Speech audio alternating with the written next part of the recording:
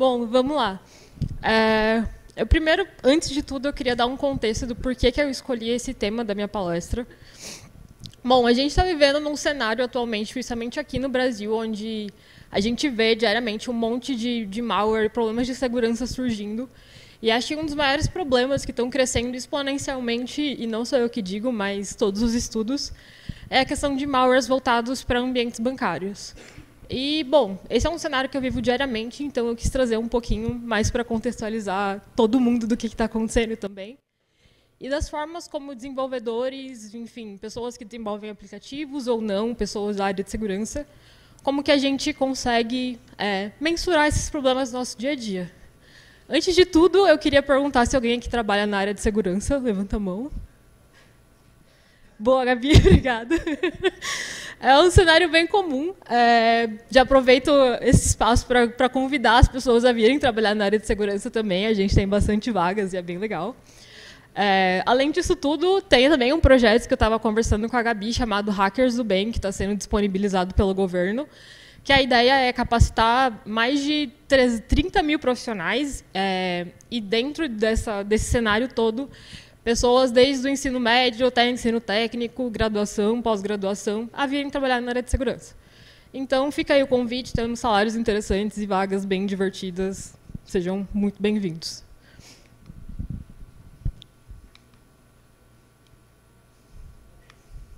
Nunca dá certo. Vamos passar assim, então. Primeiramente, eu gostaria de fazer um disclaimer. O passador não está rolando, mas deixa, tudo bem. Eu gostaria de dizer que essa palestra não tem nada a ver com o meu vínculo empregatício, isso aqui é pesquisa minha, enfim, só para deixar isso bem claro, não estou falando no nome do meu empregador. Essa aqui é a agenda, um pouquinho das coisas que a gente vai ver hoje, mas é mais interessante para quem está lendo do que, enfim, quem está presencial.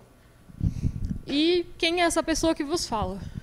Bom, meu nome é Daiane Santos, eu trabalho atualmente como engenheira de segurança mobile no Nubank. Eu também jogo CTF, eu tenho um time. CTF, para quem não sabe, são competições onde alguém tenta ser o defensor e a outra pessoa tenta ser o atacante, e a gente fica fazendo vários joguinhos, é bem interessante. Até tem algumas faculdades que fazem isso como uma forma de incentivo a estudar a segurança da informação de uma forma diferente e mais lúdica. Então, fica aí a dica também. Eu sou uma pessoa autista de nível 1 de suporte, que é o antigo Asperger, e eu tenho altas habilidades, que é antigo superdotação também. Os meus interesses são hacking, neurociência, engenharia reversa e xadrez. Então, se alguém gosta de alguma dessas coisas, vamos ser amigos também. Começando pelo que é o malware, propriamente dito. Malware é o termo que a gente usa para explicar qualquer software malicioso que seja designado, criado, para causar algum tipo de impacto em algum device programável, serviço, rede, enfim, qualquer coisa que a gente tenha contato com um cliente e uma pessoa ali que você possa, por meio de programação, atuar dentro desse espaço. Quando a gente traz isso para o cenário de mobile, né, cenário de celulares, smartphones, a gente tem alguns que a gente pode destacar que são mais conhecidos ou mais frequentes. Um deles que tem acontecido bastante naquelas divulgações de Instagram e tudo mais que a gente vê é esse primeiro, que são focados para a parte de notificação de venda de ADs, enfim, propagandas que existem bastante nessa questão de redes sociais e tudo mais. Então, uma forma que atacantes têm visto para trazer clientes é justamente voltado a colocar como propaganda para trazer pessoas, enfim, tentar convencer de uma maneira mais fácil. E isso acontece bastante justamente quando a gente tem todo um cenário de influenciadores que falam, baixa esse jogo, essa campanha de aposta, enfim. Todo esse cenário tem acontecido bastante, principalmente aqui no Brasil. Então, a gente tem uma categoria específica para esse tipo de malware. O segundo são as ferramentas de espionagem. Isso aqui é usado mais no nível governamental ou de espionagem industrial, que falando parece uma coisa muito cenário de filme e tudo mais, mas são coisas que acontecem no nosso dia a dia, só que a gente não tem tanto contato assim. A outra questão são roubos de dados também, que acontecem bastante. Pessoas ali que tentam, de alguma forma, fazer com que você baixe um aplicativo para roubar todos os seus dados, informações, enfim. E a outra, que é a mais comum ainda aqui no Brasil, é a questão de fraudadores, né, que tentam tanto pegar seus dados bancários como dados de uma forma que sejam informações sensíveis, tanto para, sei lá, tentar comprar uma casa no seu nome ou abrir conta laranja e, enfim, facilitar o trabalho dele. Quando a gente traz isso para números, no ano passado, em 2022, a Kaspersky fez toda uma análise para tentar entender qual o cenário que a gente está vivenciando hoje em dia. E, durante o ano passado, a gente teve cerca de 1.661.743 APKs, né, tipo aplicativos maliciosos que foram instalados. E, dentro desse total, quase 200 mil foram voltados só para a questão de malwares bancários. Então, não tem como a gente dizer que isso é uma coisa que não ocorre ou que não é tão frequente. E quando a gente para analisar o gráfico num total, a maioria dessas fraudes, desses problemas de segurança que a gente está enfrentando hoje em dia, são voltados principalmente para essa parte de aplicativos bancários ou algum sistema de transação financeira.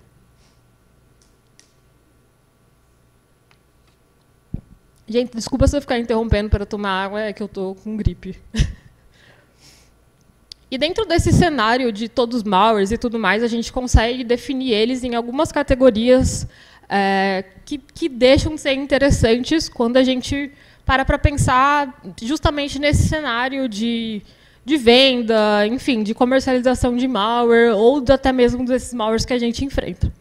O primeiro deles são os malwares de zero click, que eles são malwares bem difíceis de você conseguir, que você precisa achar, você descobre eles a partir de um funcionamento de um outro aplicativo ou de uma funcionalidade do sistema, e a partir dessa vulnerabilidade você explora isso de forma com que você consiga acesso ao celular ou equipamento de outra pessoa, sem que essa pessoa consiga perceber que tem alguma coisa acontecendo de errado. Eles são extremamente caros, isso é bastante comercializado, depois eu até vou mostrar uma tabela de preço para vocês. Mas esses malwares, eles geralmente são usados quando a gente está falando de espionagem governamental. Tem vários governos que justamente compram esse tipo de vulnerabilidade para tentar diminuir o tanto de cyberterrorismo, enfim, tentar diminuir o máximo dessas questões que podem trazer em algum mal maior. Então, tentar colocar isso num sistema de outro governo para ver até que medidas de segurança eles estão tentando tomar, se eles têm medo de um determinado governo, se tem alguma coisa que está acontecendo por baixo dos panos e eles não sabem. Então, isso acontece bastante, mas a um nível muito mais alto, porque aqui a gente está falando de 2 milhões de dólares em cada vulnerabilidade. Igual a Gabi tinha falado, quando a gente fala de fraude, é um lugar que dá muito dinheiro, mas, nesse caso, para você conseguir também, é um sistema bem mais complicado. Então, explicando um pouquinho mais como isso ocorre, né, de uma maneira bem mais simples, ali a gente tem um atacante que ele identificou uma vulnerabilidade, sei lá, num Gmail ou num sistema de mensagem. A partir disso, ele vai tentar mandar uma mensagem ali que pareça um pop-up do próprio Gmail e fazer com que a vítima caia nisso. Uma vez que essa pessoa interagiu com esse dispositivo, não necessariamente clicando nessa mensagem, ele consegue acesso a isso. E por que isso acontece? É porque a gente tem uma série de permissões dentro do nosso celular, que algumas são setadas, que já vêm setadas, e outras que a gente consegue permissão através de outros dispositivos ou através das permissões que a gente fornece no dia a dia. Então, a gente vai tentar dar uma olhada nisso mais para frente.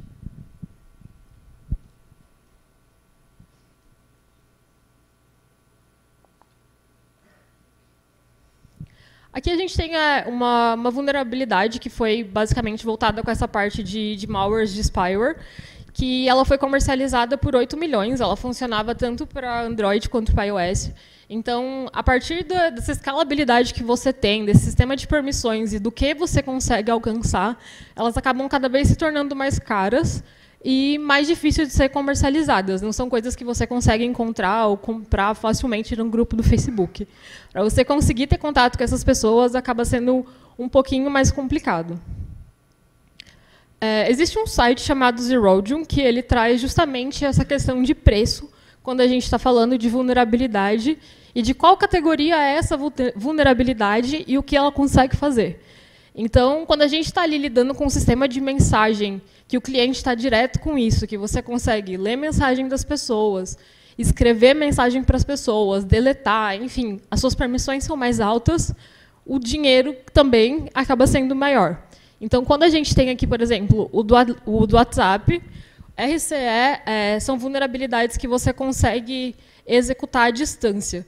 Então, você tem acesso a todo esse dispositivo, consegue ler ali, fazer toda uma modificação das mensagens das pessoas, e essas vulnerabilidades estão ali entre 2 milhões de dólares e 1.500 dólares.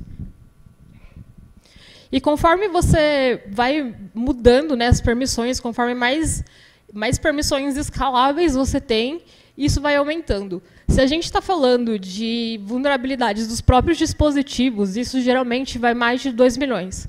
Então, descobrir ali, sou pesquisadora e descobri ali um problema direto na parte de câmera do iOS.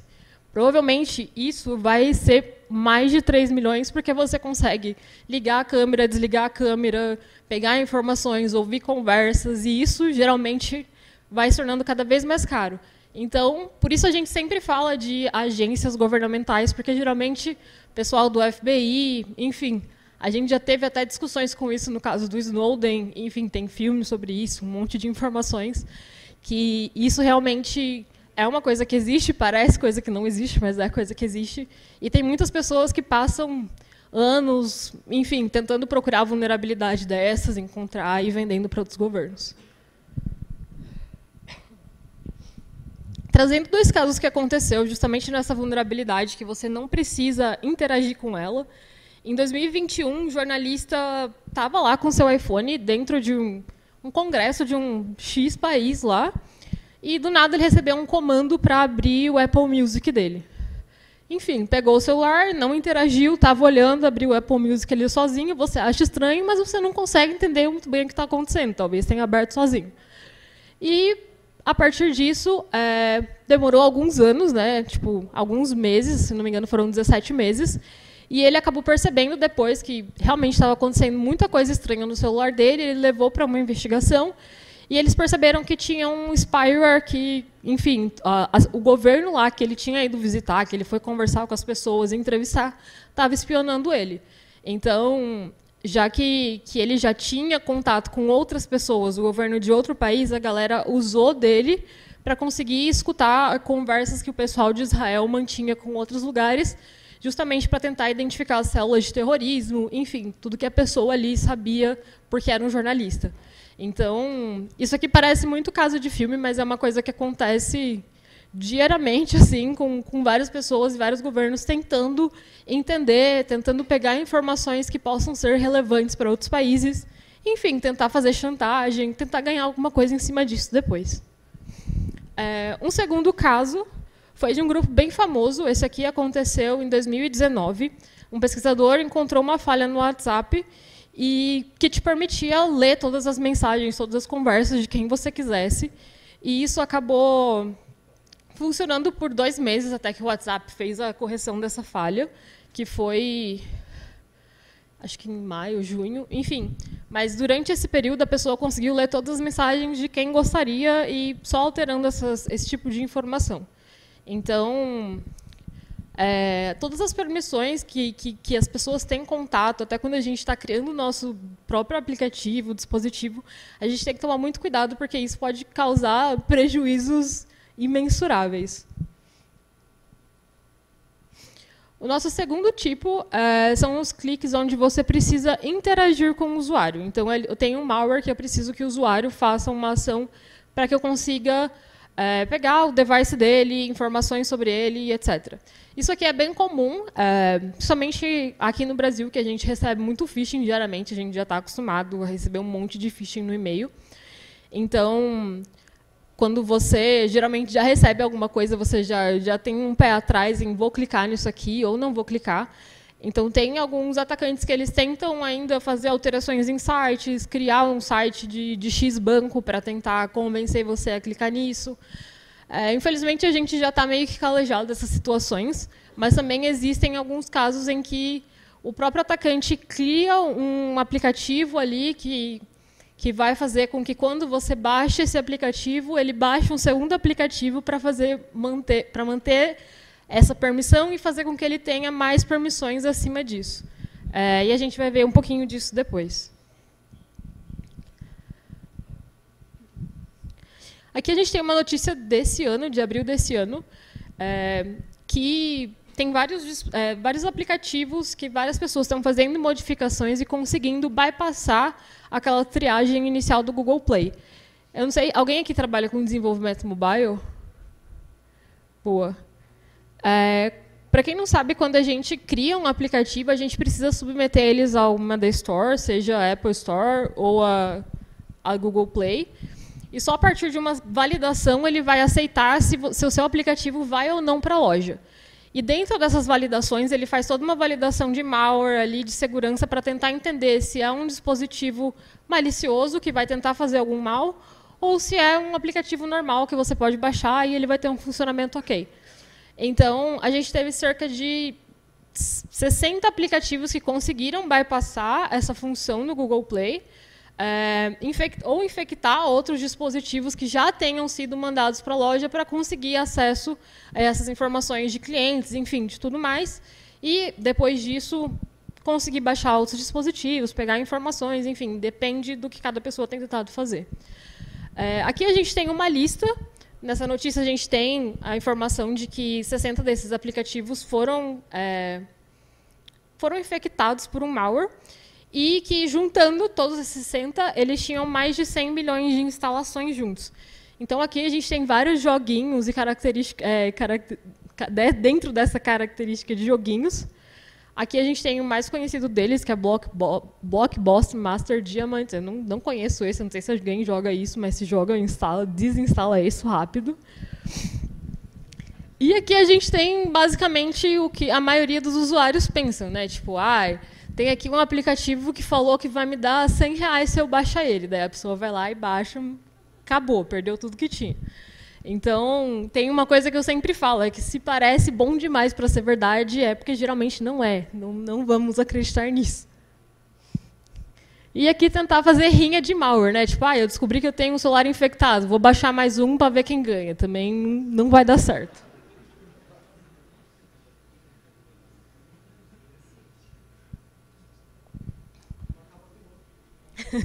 Geralmente você perde dinheiro 2 vezes. Falando um pouquinho dessas permissões que a gente tem quando a gente baixa um APK, a gente pode colocá-las em 2 categorias. A primeira é de instalação, que são as que não pedem permissão para você. E qual que a gente tem dentro dessa categoria? Geralmente de internet ou de status de internet, que você... Enfim, ele vê se a internet está funcionando, mas ele não pede para acessar a sua internet. E a gente tem esses runtime permissions, que são quando aparecem essas janelinhas pedindo autorização para a gente e a gente fornece ou não. Aqui começa a parte legal. Quando a gente quer entender quais são as permissões que um aplicativo está pedindo para a gente pode fazer engenharia reversa. Falando pelo nome, parece uma coisa super complicada, mas para a gente encontrar esse arquivo não é tão complicado assim, se o aplicativo não estiver ofuscado. Aqui eu tenho um passo a passo de como a gente faz isso, mas tem um macete bem interessante, que é pegar o arquivo .apk, tirar o .apk e colocar .zip nele. E daí você clica nele e você vai ter acesso a todo o código que está ali. Então, parece uma coisa super complicada, mas com isso acaba sendo um processo bem mais simples. E quando a gente faz isso, a gente dá de cara com esse amiguinho, que é um dos arquivos que está lá, que é o Android Manifest. Já a gente vai voltar nele, mas ali a gente consegue ver que tem várias permissões que estão listadas, e basicamente são todas as permissões que esse aplicativo pede para ter o funcionamento, enfim, da forma ideal. Alguns geralmente pedem a mais, outros pedem... Acho que, na verdade, quase ninguém pede de menos, na verdade, pede a mais mesmo. Tem vários aplicativos que, sei lá, são de compras ou coisas mais simples e ainda pedem câmera ou microfone, enfim, coisas que você não vão utilizar. Mas isso faz parte da história. E dentro dessa pasta, a gente consegue ver 3 carinhas aqui que tem pontos bem interessantes para a gente. O primeiro é o Activities. Esse arquivo ele tem vários componentes que interagem diretamente com o usuário. Então, aqui a gente vai ver coisas sobre botão, sobre em tudo que a gente pode imaginar que o usuário vai interagir. Então, toda aquela tela ali que tem acesso direto ao usuário, todas as coisas vão estar dentro desse pacote. O segundo pacote é o Broadcast Receivers. Aqui a gente tem todas as transações de mensagens de aplicativos para aplicativos. Então, eu tenho ali minha galeria e eu tenho um aplicativo de edição de fotos. Então, meu aplicativo de edição de fotos vai lá e pede permissão para pegar as fotos da galeria. Então, isso aqui é tudo feito pelo Broadcast Receivers. E a gente tem os services, que são os nossos componentes ali que estão interagindo em background. Então, quando a gente fecha o aplicativo, ele fica lá em segundo plano, rodando, atualizando. Enfim, ele só funciona por causa desse service. E quando a gente está falando em qual lugar que isso acontece, é nessa segunda camadinha chamada Android Framework. Então, ele fica entre a camada de aplicação, que é a camada que a gente tem contato, e o Android Runtime e o Dalvik VM, que fazem ali toda a parte de compilação e funcionamento do aplicativo em si. Então, ele acontece uma camada abaixo dessa que o usuário tem a interação. Indo aqui para a parte das permissões, a gente tem 4 tipos de permissões quando a gente começa a ir a fundo nessa camada. A gente tem as normais, que são as que não causam algum tipo de problema para a gente, que são mais relacionadas a status de internet, enfim, comandos, algumas coisas que não causam tanto problema para o usuário, caso alguma coisa dessa vaze e que outro aplicativo tenha permissão. A gente tem os de assinatura. Aqui a coisa começa a ficar um pouco mais complicada. Um deles é essa permissão de acessibilidade. E depois a gente vai ver que essa camada pode trazer alguns problemas relacionados à segurança, dependendo dos outros apps que você tem instalado. A terceira, a gente já considera perigosa, que é a camada de escrita, leitura, de contatos, de contas, de localização, enfim, coisas que já começam a interferir com dados sensíveis e vida pessoal do próprio dono do celular. E a última é a mais perigosa de todos, que inclui delete packages, que aqui ele está apagando pacotes, e daí isso significa que ele já consegue excluir algumas camadas de segurança que foram acrescentadas nesse aplicativo, justamente para garantir que ele seja mais seguro. Aqui eu tenho algum comparativo bem mais simples, que eu peguei de um livro, que inclusive está nas referências, sobre essas permissões que cada malware tem pedido. Aqui eu tenho 5 malwares diferentes, e aqui a gente consegue ver que a maioria deles pega bastante dessas partes de signature dangerous. Então, tem alguns que são bem complicados, alguns malwares que foram criados justamente para fazer, sei lá, mandar SMS o tempo inteiro até gastar todo o dinheiro que estava na AWS da pessoa. E a gente consegue chegar a, enfim, colocar danos gigantescos em casos de empresa e por aí vai. Falando ainda dessa questão de permissão, quando a gente está falando de aplicativos, tanto no sistema Android quanto no iOS, cada aplicativo funciona dentro de uma sandbox. Então, ele está ali funcionando, ele tem a sandbox dele, idealmente ele não vai funcionar pedindo alguma coisa de outro aplicativo, a não ser que ele precise, mas geralmente quando ele pede são coisas relacionadas a aplicativos que já vêm por default, tipo câmera, galeria, enfim, essas coisas. Mas a gente tem alguns malwares que eles... a pessoa baixa, geralmente... Pessoas que não têm tanto cuidado assim, sai baixando de qualquer lugar. Eu vi um aplicativo no grupo do Facebook, vou baixar, não interessa. E vai vivendo essa vida perigosamente e acaba caindo em algum problema assim. Aqui eu vou dar um exemplo. Baixei um malware no grupo do Facebook, no Nubank Dinheiro de Graça 2.0. E daí eu tenho um aplicativo que foi baixado pelo Nubank de Graça 2.0, que eu não sabia, eu não vi que esse aplicativo estava lá e ele foi baixado por meio desse primeiro aplicativo. Esse primeiro aplicativo, eu estou tentando acessar um terceiro aplicativo, só que eu não tenho as permissões necessárias. Aí, esse malware, que é o do Nubank 2.0, vai pegar, vai baixar esse segundo aplicativo com todas as permissões que eu preciso, e eu vou fazer uma ponte através desse aplicativo que eu baixei para acessar as permissões do aplicativo C, que é o meu aplicativo que está seguro, que não tem nenhum problema.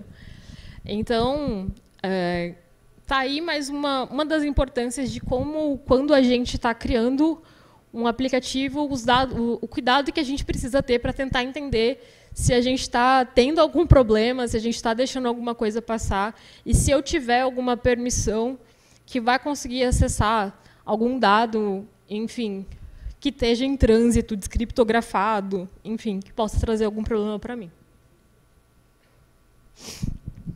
Em 2019, aconteceu um malware que afetou bastante países por aí, chamado Strandhog, que ele basicamente usava essa permissão de System Alert Window.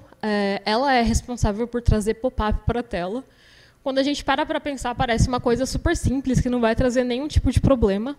Mas esses caras usaram essa permissão para trazer uma janela que cobria a janela principal. E, a partir disso, eles colocavam ali, imitavam as telas de banco e colocavam login e senha para você colocar. Uma vez que você colocava, eles roubavam todos esses dados, enfim, tentavam utilizar isso para abrir contas em outros lugares, para roubar informações. Sabe-se lá Deus o que mais eles usaram para fazer. E quando a gente para pensar nesse cenário, a gente lembra de fatos recentes que têm acontecido aqui no Brasil, que é o caso da Brasdex. Provavelmente vocês devem ter visto esse vídeo no Twitter. Alguém viu esse vídeo no Twitter? Aqui a gente tem muita gente ficou confuso para entender o que estava acontecendo, mas basicamente uma rede de hackers aí que foi preso, inclusive, dia 25 agora, que os bancos fizeram uma operação para conseguir identificar e prender essa galera, e eles conseguiram. E esse cara ele usa o sistema de acessibilidade para colocar essa tela de login, que está ali, de load, né, perdão, para jogar um script por baixo que vai fazer a alteração de todos os dados que ele ia mandar o Pix, colocar esses dados novos da conta laranja, que ele queria mandar o dinheiro, e daí, quando a tela sobe de novo, a tela está naquela parte de você colocar a senha. Então, vamos fazer no timing para ficar mais simples. Bora lá.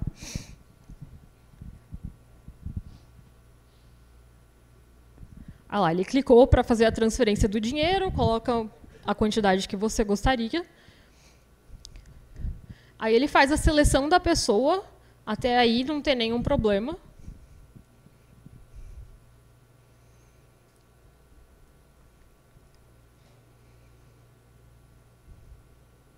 Ele fez a etapa, confirmou. Aqui já é uma outra tela que está por cima daquela, onde tem um script que está fazendo toda a troca dos dados daquela pessoa anterior que ele originalmente ia fazer a transação.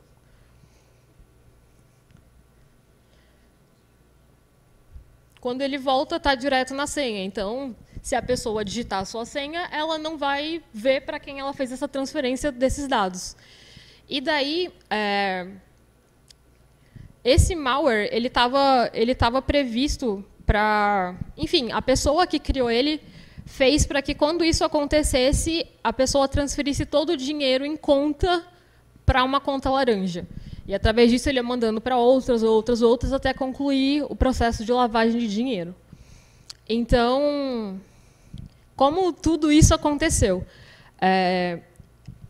Pelo Facebook, foram compartilhados alguns aplicativos prometendo às pessoas que, se elas baixassem, elas ganhariam R$10.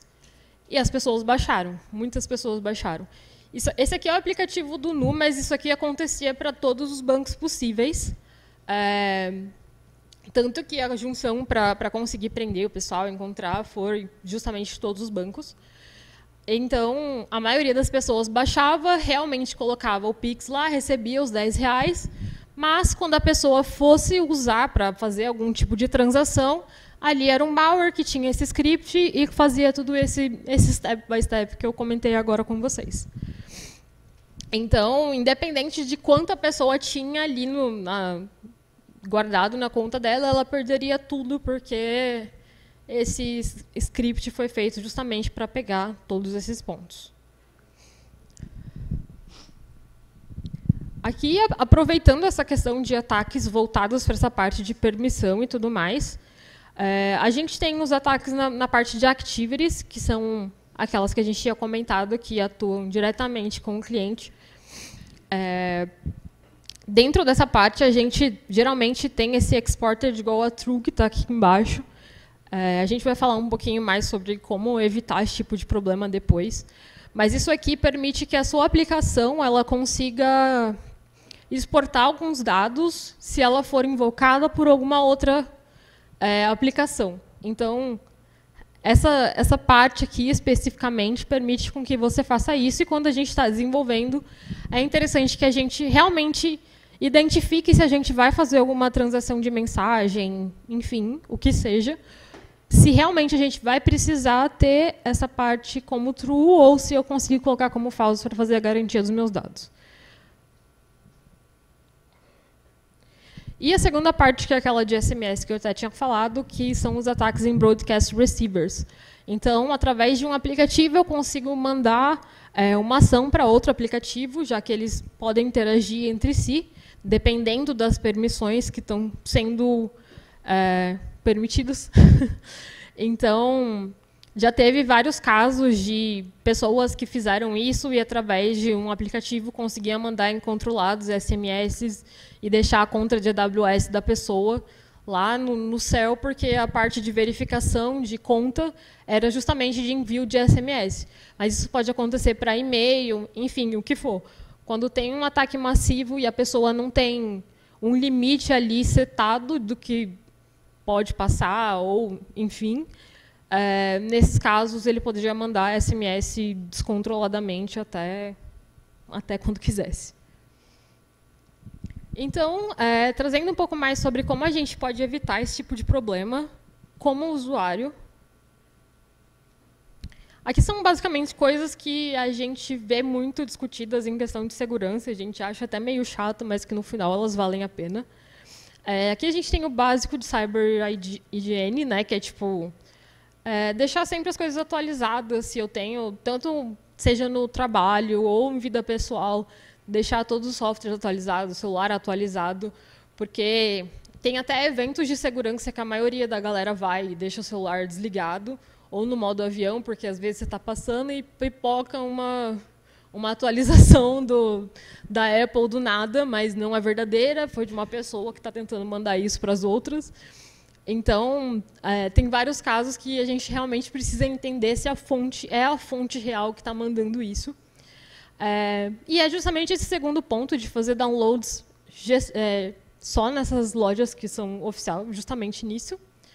Tentar evitar o uso de jailbreaking ou root no celular. A gente entende que é legal fazer várias modificações, só que talvez a conta venha mais alta depois.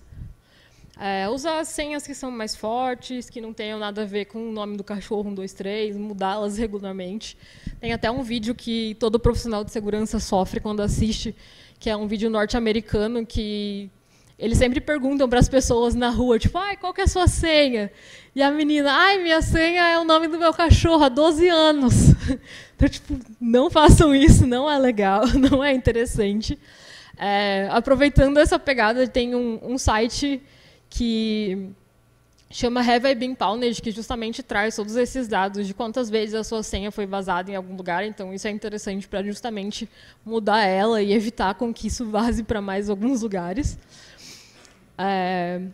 E a questão de pop-ups e tudo mais, né? Tipo, tentar evitar isso em browsers, no celular também, em browsers, enfim. E como evitar isso como desenvolvedor, né? Se eu sou a pessoa que faz o aplicativo em si. O primeiro passo é justamente tentar limitar essa questão de permissões do aplicativo. O segundo é o Google Play Protect. Eu não sei se a maioria das pessoas usam, mas é justamente uma verificação que a Google faz para entender se o aplicativo é malicioso, se ele é da loja em si. E essa, em particular, é interessante você usar com algum outro mecanismo de segurança, como, sei lá, pegar uma lista de pacotes de malware e tentar colocar ali que se tiver o Play Protect, não é interessante, o aplicativo crasha. Mas para garantir que você não tenha problema com clientes tendo esse tipo de ataque, enfim. A terceira ela é um pouco mais cara, mas é uma das melhores ferramentas que a gente consegue colocar, que é o RASP, Runtime Application Self-Protection, que é justamente aqueles aplicativos que, na verdade, que fazem o aplicativo fechar quando ele percebe que tem alguma coisa errada. Então, quando a gente tem um celular rootado ali, você tenta abrir o aplicativo do banco, ele fecha porque ele suspeita que pode estar vendo alguma atividade maliciosa, alguém tentando fazer alguma coisa. Eu mencionei isso, mas ele também traz muito mais coisa, como ofuscação do código-fonte, justamente tentar ter maior segurança contra essa questão de malware, enfim. Tem uma série de questões de segurança que ele consegue prevenir e ajuda muito quando a gente tem desenvolvendo um app. Hoje em dia, quando a gente pega a maioria dos apps brasileiros, enfim, na verdade, acho que num âmbito geral, a maioria deles não tem nem ofuscação e a gente consegue ler todo o código dele, fazer alterações. Enfim, isso acaba sendo uma festa para as pessoas que têm algum trabalho ali de malware, de fazer alguma coisa maliciosa. Então, é interessante que a gente tente evitar e colocar coisas em cima disso. E eu até coloquei aqui essa questão de soluções in-house, que justamente criar alguma outra solução que possa prevenir com que esse tipo de coisa aconteça. Talvez uma checagem de permissão também, enfim, qualquer coisa que possa tentar ler isso e evitar com que isso vá para a produção dessa forma. Aqui é aquele caso do SMS que eu tinha comentado, que é justamente trocar aquela parte do exported para false, caso não haja necessidade de fazer compartilhamento. E como eu, pessoa, estou lá vivendo a minha vida, como que eu percebo que o meu celular tem algum malware, seja de zero click, ou um clique, ou baixei o Nubank 2.0? A primeira coisa que você percebe é uma performance dele bem mais devagar. O celular costuma ficar bem lento, porque o uso de memória dele vai lá no talo e você começa a perceber que alguma coisa está diferente. Se ele começa a rebootar do nada, isso aqui geralmente acontece mais com equipamentos rootados ou com jailbreak, mas ele fica ligando, desligando várias vezes, porque provavelmente o atacante está atualizando alguma coisa no seu celular.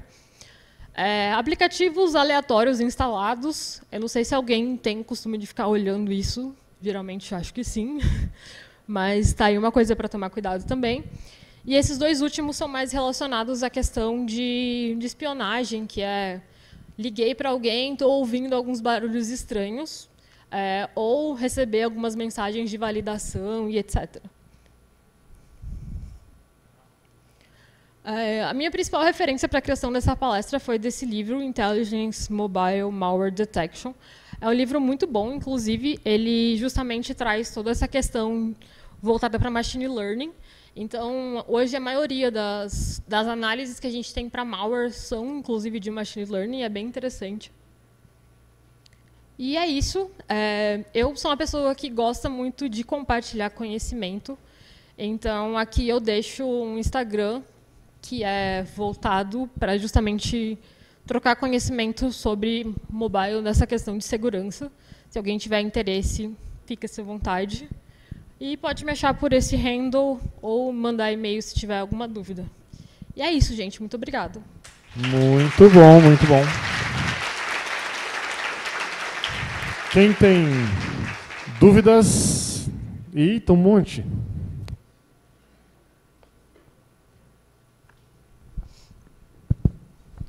Boa tarde, Daiane. Boa tarde. Primeiramente, parabéns pela apresentação. E você deu várias dicas aí, de como prevenir se acabar caindo acidentalmente em malware. Porém, o crescimento de malware acho que ganhou um pouco de visibilidade nos últimos anos. Tem acontecido muitos ataques, principalmente no âmbito de desktop, E né, você falou aí como prevenir, mas, por exemplo, cair no malware. Quais são os primeiros passos, né, tanto no âmbito do desktop e no mobile, né, no caso? Quais seriam os primeiros passos a se tomar para limpar a situação, né? Uhum. A gente geralmente cai muito naquela questão de antivírus, né? Tipo, até quando um antivírus ele é válido para a gente entender se ele ajuda num problema. Mas quando a gente tem uma rede, assim, uma campanha de malware que é realmente difundida, que está acontecendo com muitas pessoas, geralmente em casos de antivírus ele já tem isso setado para tentar mitigar esse problema, colocar lá em quarentena, seja lá o que for. Então, tanto no caso do dispositivo mobile quanto de desktop, é interessante que você tenha isso, tenha algum antivírus, até você conseguir fazer uma limpeza do seu celular, do seu dispositivo.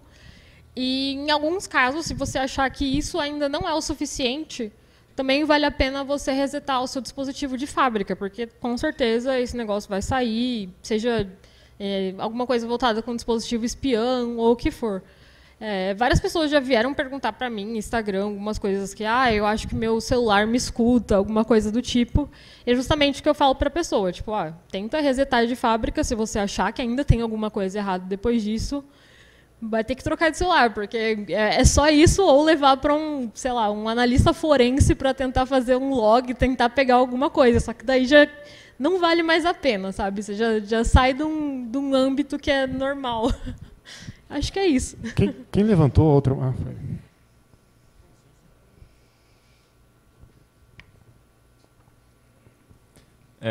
Sim, né? O custo vai ficando mais alto, né? Contratar um analista forense, etc., já não rola. Bom, parabéns pela apresentação. Achei muito incrível, muito bom ver a gente conseguindo, né, trabalhar com segurança, uma área muito importante. Acho que ela é muito...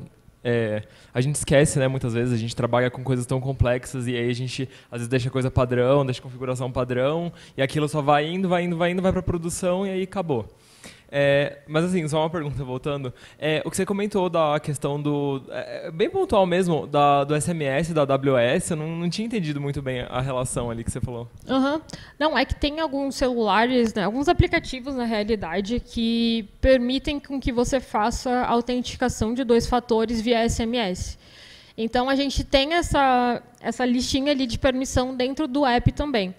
E muitas empresas não colocam um limite para fazer esse envio, até porque não tem um limite de cliente ou não sabe o quanto isso vai acabar usando durante determinado X espaço de tempo. E daí um atacante pode pegar essa permissão justamente e mandar SMS sem parar usando isso, fazer um script, algum tipo de ataque, até para justamente tentar derrubar essa autenticação, pegar esse login e entrar, enfim... Tem N cenários que a gente pode fazer em cima disso, mas é justamente para tentar deixar essa parte sem funcionamento e prolongar esse tipo de ataque. Acho que é isso. Boa? Mais perguntas? Uma última? Eita, vou vir para cá à toa. Também só esse lado pergunta. Quem levantou a mão? Olá, boa tarde.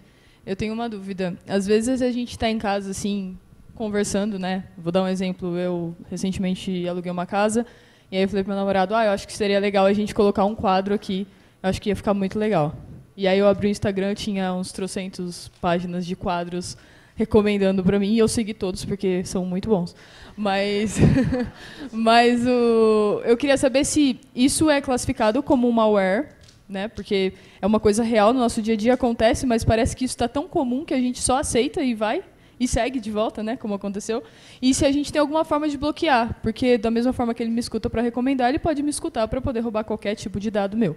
Então eu queria saber se tem alguma forma da gente bloquear algumas boas práticas ou até mesmo aplicações que possam salvar a gente nesse momento. Uhum. Isso geralmente acontece mais por causa de rede social mesmo, enfim, tanto o Facebook como o Instagram. A gente a gente consegue levantar várias discussões de privacidade a respeito disso. Infelizmente, a gente não tem uma forma de bloquear, seria só mesmo parando de usar esse tipo de aplicação. Isso já aconteceu com vários outros casos, mas dentro da área de segurança a gente tem até os equipamentos IoTs que também escutam. Tem questão de, sei lá, Alexa que emite sinal que o cachorro consegue escutar, que manda um sinal para não sei lá o quê. Enfim, tem uma série de outros dispositivos que também fazem isso. Só que, infelizmente, a única forma da gente conseguir bloquear isso é só parando de usar aquela determinada aplicação que faça isso.